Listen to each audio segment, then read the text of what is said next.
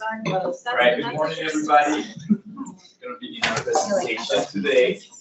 Thanks for coming here, obviously.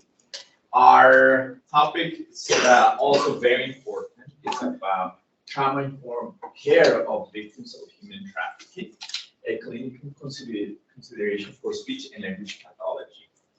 There is not as much research in this topic, which that's why the importance of it, of putting it forward to the public. So yes, and just because there is such a limited research in our field on this topic, we did dip our feet into other subjects such as psychology, occupational therapy. So we just took from their research as well. And then another thing, some of this information is kind of also implied, it's not directly correlated, so that's the information that we will receive. And as with the other group, it's the importance of interprofessional collaboration with different fields, and also the importance of the SLPs in the field with victims of human trafficking, that it's not talked about too much, or they don't see it, or we're not seen as an important piece when we are, or when the people that deal with the human trafficking think of as a first-hand research. this began with video. JJ's.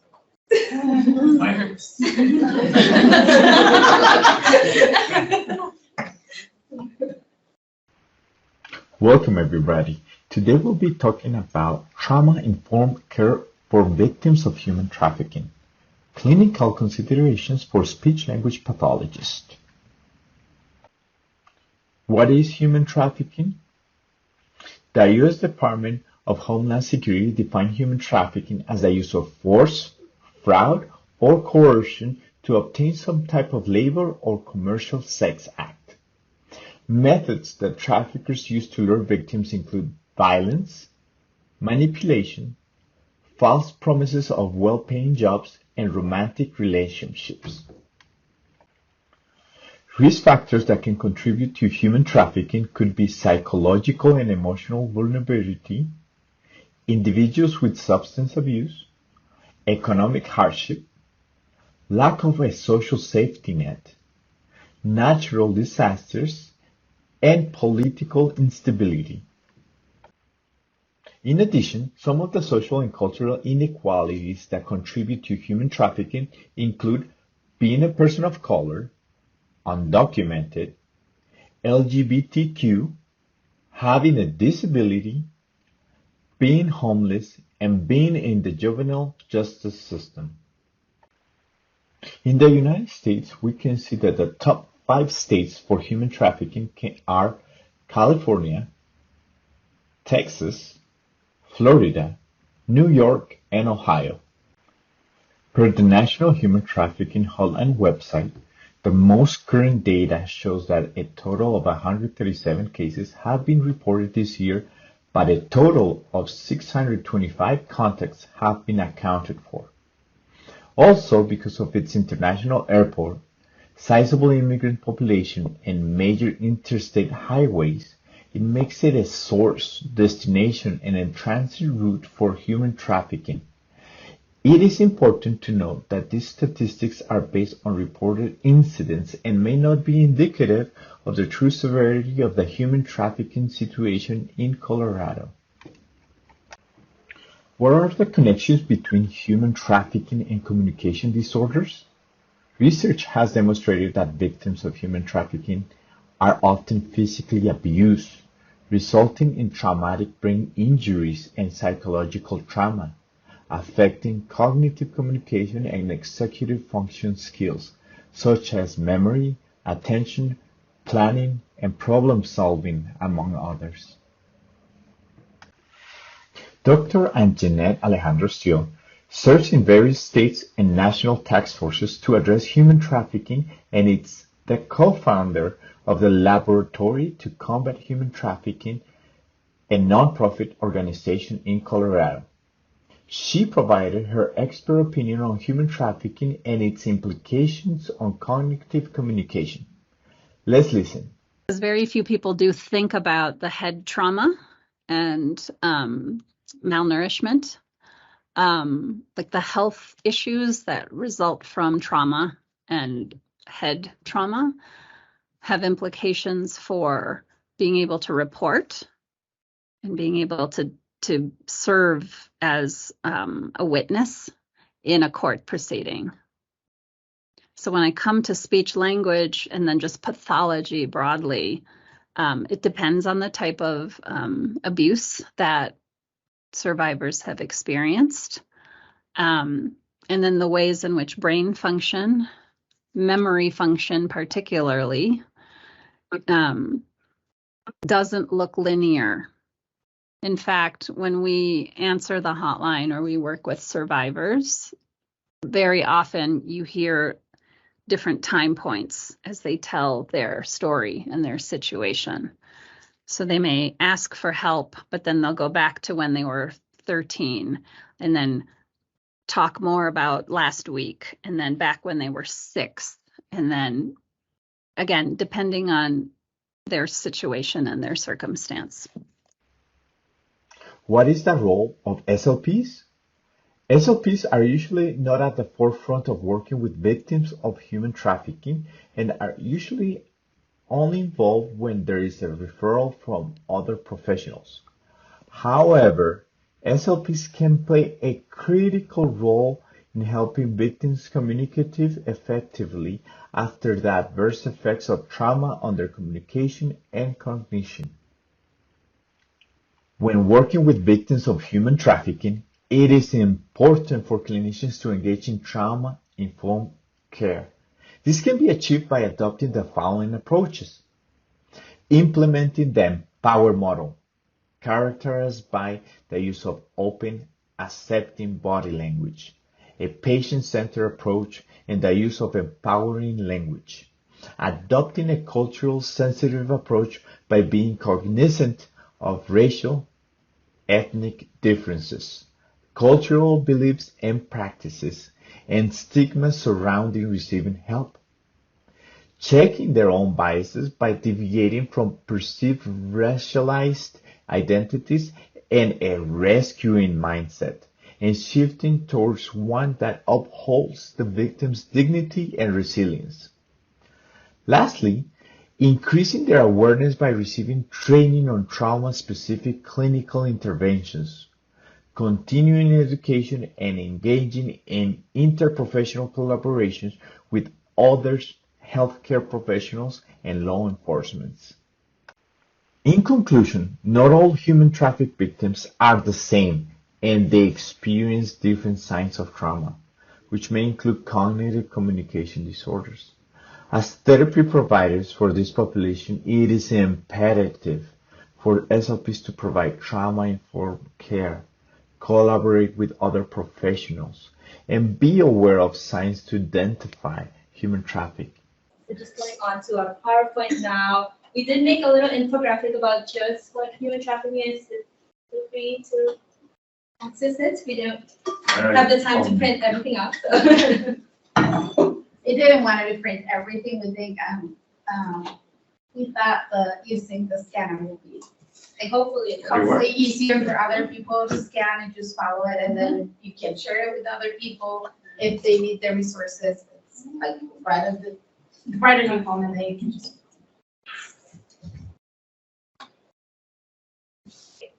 Good. Hey, The expert opinion, as you guys saw, was Dr. AnnJannete Alejano-Steele. She is in the forefront in the fight against human trafficking here in Colorado. We look for other sources because she's a really busy individual, and but those sources were referring us back to her because that's how she is. So. And she did find the time, and we really appreciate her for that. Also, fun fact, she started one of the first courses in the nation about human trafficking back in 2007.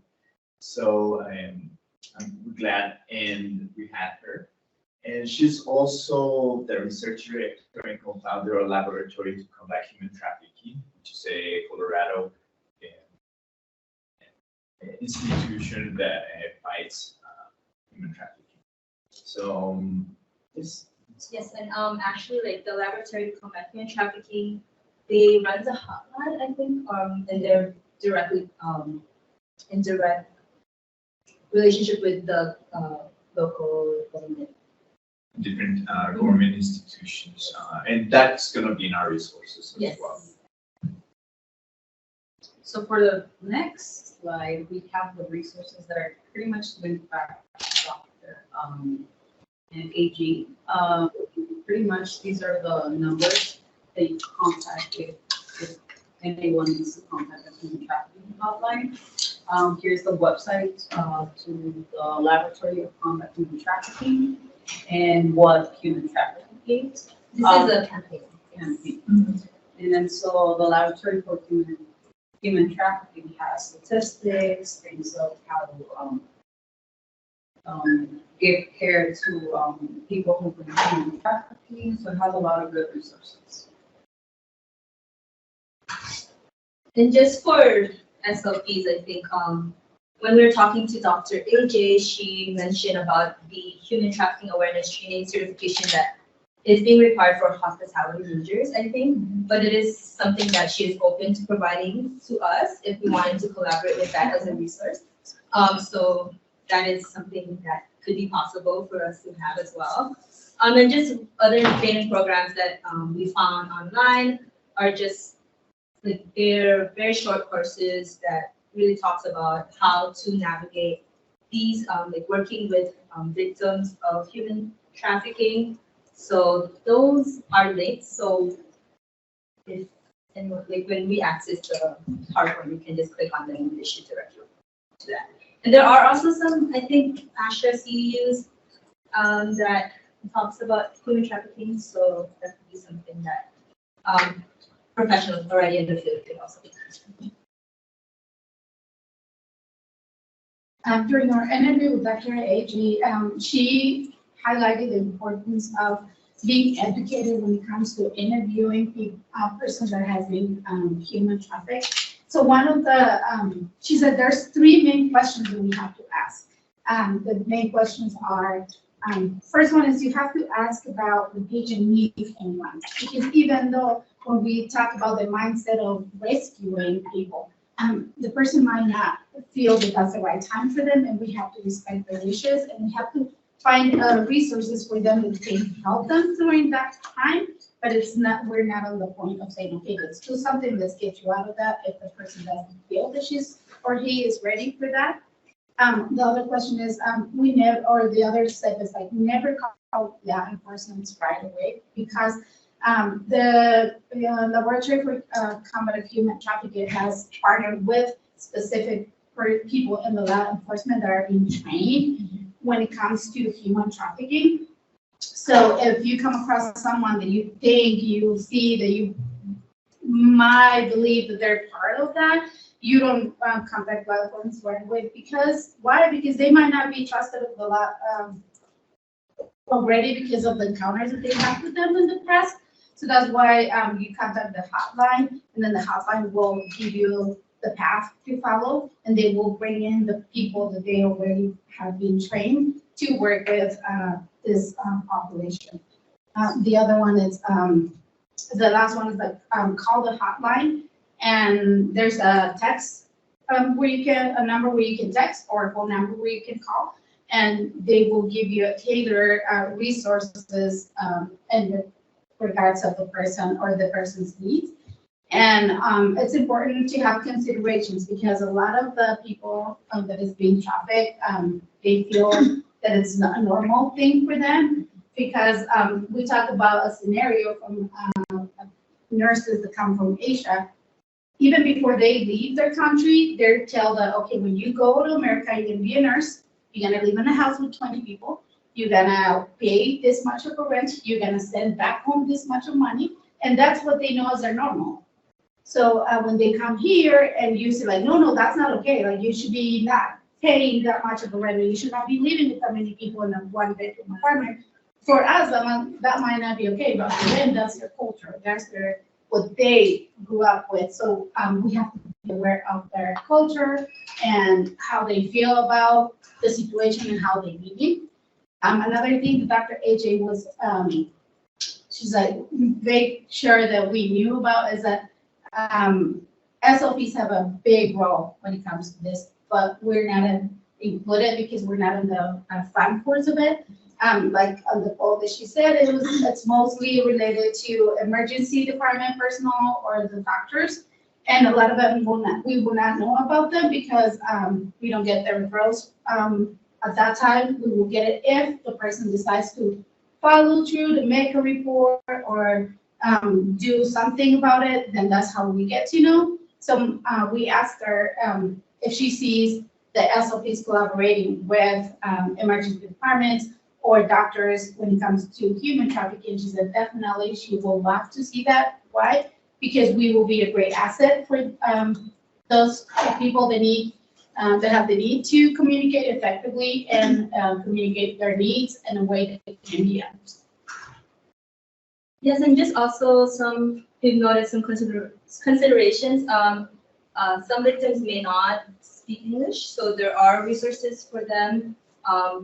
The Dr. AJ's organization provides, like they collaborate with interpreters and like legal people in the legal system, like lawyers and all that, to really provide the right resources and support for individuals based on their needs.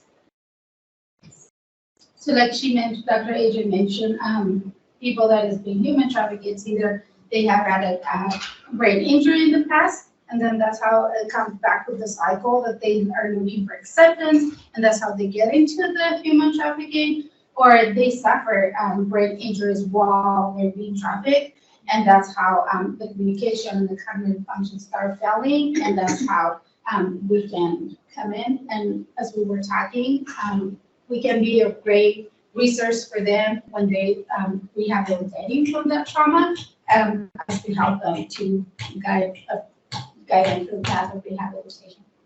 I just want to highlight when we interviewed her, one of the intersectionalities between the TBI or any other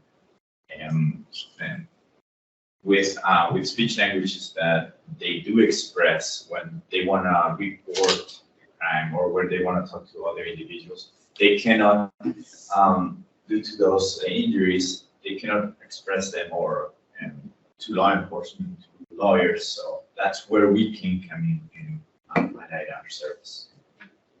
Another point that Dr. AJ mentioned was that because people that is being trafficked, they suffer from a lot of trauma that affect the brain, and not necessarily a brain injury that can be, observed through a scan, or, like they can be, okay, they fell and got hurt and got that injury. So that's how we miss a lot of the people that has been trafficked, because we don't have something solid to say, okay, this happened. And that's another thing that the traffickers invest a lot in health care for this traffickers, because, okay, I already paid for you so much, so you have to give me back all that money that I invested in you. So one of her points, like, we have to keep an eye open when we see people coming to us, either to our clinic or our medical facility, and that's what they trained you on those trainings that she offers. She also said that she wants to put the clinic, the MSU Speech Language Clinic, in the research for the human trafficking. So we were like, close down. I'm like, I'm sure we're down for it. She's a great resource if you ever need, want to learn more about this topic. Any questions? Do you know how many are female and how many are male that are trafficked? It's a secret. I think it's more. I believe it's more female than male. I think for sex trafficking, Yeah, there's it's more more. women. For human trafficking, like in Colorado, that may be folks working out in the field, or kind of to JJ's point, basically we have DIA, which is this very busy international airport, but also basically there's 2 highways in Colorado, right? Which makes us an easy transport for trafficking. So it doesn't take much to get off the highway and be outside the scope of people. Like we go from highway to rural in a hurry, which makes us more attractive for trafficking. So I think in labor trafficking, then you'll see a little bit more, I think, of a skewed point to men. I believe that's why like California, Texas, Florida are the highest states with traffickers because of the fields. And Colorado is not one of the highest. I think it's like one of the 3rd level, but like Dr. Hardin said, we are like the pathway for those big states where there's a lot of. And then also those California, Texas, and Florida, they're very like heavy immigrant-based states. And then the California and Texas, they have also that border with Mexico. It's also very likely to have a lot of human and sex trafficking. I'm just wondering about if you have the statistics on or the trends in where these people are coming from, like where they're originating from, because I think the assumption is possibly like, okay, Mexico and like Latin America, but I also know that, sex trafficking and human trafficking is really big in like, Eastern Europe. So I'm just wondering if you have any stats or trends on where. There are also some Southern Asian countries coming into play. Obviously, you have to think marginalized countries. We don't have that exact list, but we did see that trend. One place to find, so I've been a long time, but I did a whole paper on human trafficking in Infinity School, and one place to find some of those statistics is the Polaris Project. It's a national advocacy organization. Thank you. Just a couple thoughts. Great job, group. Well done. So tying the 2 presentations together, the end of the incarceration group had Joe Wazelic as a reference. He's actually the attorney and neuroethicist who's done a lot of work on communication. So he's in Madison, Wisconsin, and according to Joe, within 72 hours, any new precariously housed individual coming to Madison, Wisconsin will be approached for trafficking. Literally 3 days of you being there and you'll be approached for trafficking. And I think it's really important because, you don't think of Madison, Wisconsin as being a hotbed of trafficking, probably. I know I wouldn't. It certainly wasn't in our top 5 list. That's a great graphic. And so it reinforces just how prominent this is. And when we think about sex trafficking in particular, it's estimated that for individuals in sex trafficking, the TBI rate's over 90%, which is not surprising. Labor trafficking seems like it may be less, but lots of times in labor trafficking, folks don't get care necessarily. It's got to be pretty bad for you to be taken into some sort of facility. But as an outpatient SLP, now I've actually wondered, are there folks that I have seen who actually were trafficked and we just didn't know it? That they were coming in to see us for other reasons. So the American Congress of Rehab Medicine, ACRM, who's done a lot of the stuff that we've studied with executive function and memory, has actually put creating trafficking guidelines for rehab providers as being sort of a paramount next step. So that idea, like with hospitality, when our paths just cross, how do we know what to look for? Because I certainly didn't know what to look for. Like that was never on my horizon. And we all know that if you don't think about it, you're not going to look for it. So that's part of where the field is going.